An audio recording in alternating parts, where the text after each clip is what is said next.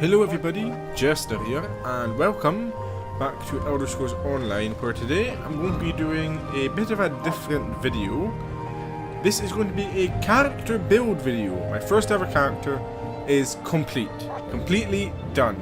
I do not know how I can improve on it any further. For those of you who play Elder Scrolls Online and you play PvE, player versus environment, so when you play like group dungeons and trials, stuff like that, this should be a very good build for tanks. Very sexy, packed sword and board you see here now.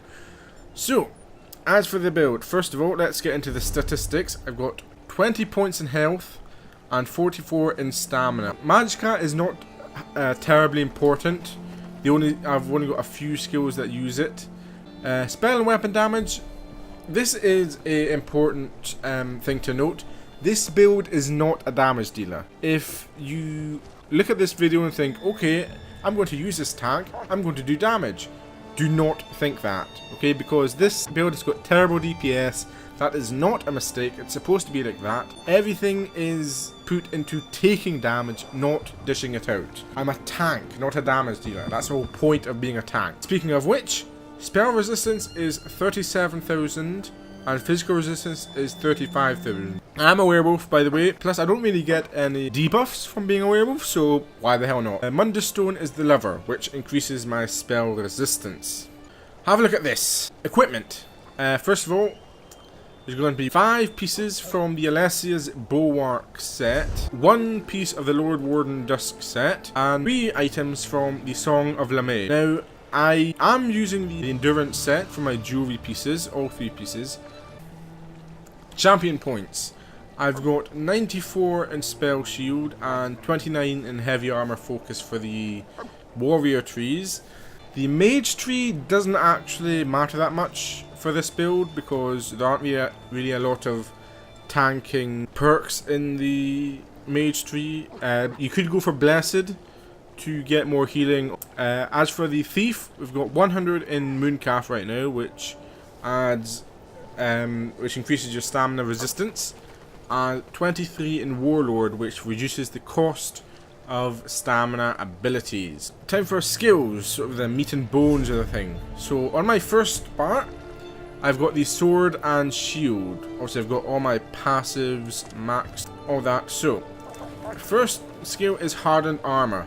Increases your physical and spell resistance and gives you a 10% damage shield. 42,000 and 35,000, so they are well over the caps right there. Absorb magic is next.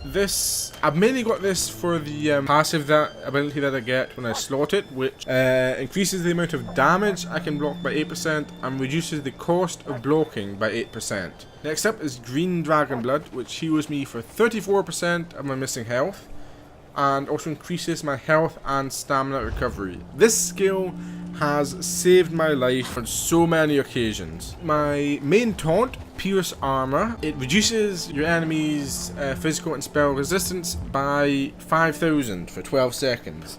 And finally, we've got Structured Entropy, which I've mainly just got here for the 8% boost in maximum health. And as for the ultimate, I've got Magma Shell, which caps all damage you take to 3% of your maximum health. And my allies can activate a synergy, which gives them a 100% health bar damage boost. Okay, the second bar is two-handed this time. The first skill is Unstoppable, which almost has the same effect as Spiked Armor, Hardened Armor. Except instead of giving me a damage shield, it does make you immune to being stunned or knocked back. Next up is Rally, another sort of heal over time skill. Not only does it increase my weapon damage by 20%, but it also heals me. And when the ability ends, I get healed a little bit more, so that's pretty useful. Deep Breath, my last healing ability, it deals damage, then it heals me for 103% of the damage caused. And then it also makes me explode fire to deal a little bit of damage as well. Critical Rush, I mainly use this for the White Gold Tower. Because as you know, with the portals in the Planar Inhibitor boss, you've got to close them as quickly as possible. This is really useful for that. So combine this with rally or igneous weapons, I can close the portals very quickly. Sometimes I'll switch this out for Dark Talons or Ash Cloud, you know, whatever sort of strikes my fancy at the time. And finally we have got igneous weapons, which increases spell and weapon damage by 20% for me and my allies for 36 seconds. So that is very useful, as you can see there. I'll just give you an example of that, and that, just to show off.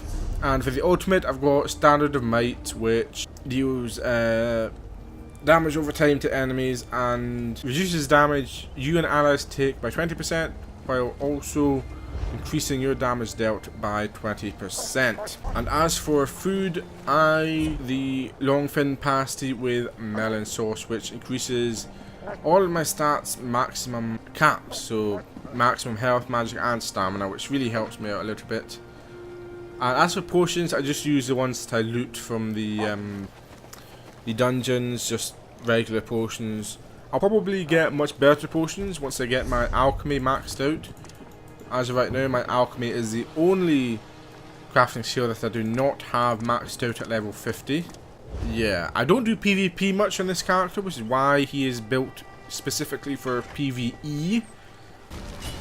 So I'm sorry to say that the recording cut out after this part, but the main bulk of the video is pretty much finished. While I'm saying this outro, you can have some footage of the Scaled Bastion, as I like to call him, in action in whatever dungeon I am playing in right now. Might be the White Gold Tower, might be something else, I don't know. Anyway, hopefully you all have enjoyed this video. If you use this tank build, then I hope it does you proud, and I hope it does you good. And if it has helped you in creating your own tank build based off of this, then be sure to let me know down in the comments. Also, if you've got any improvements that I can make to it, let me know. And without further ado, this is Jester, signing off.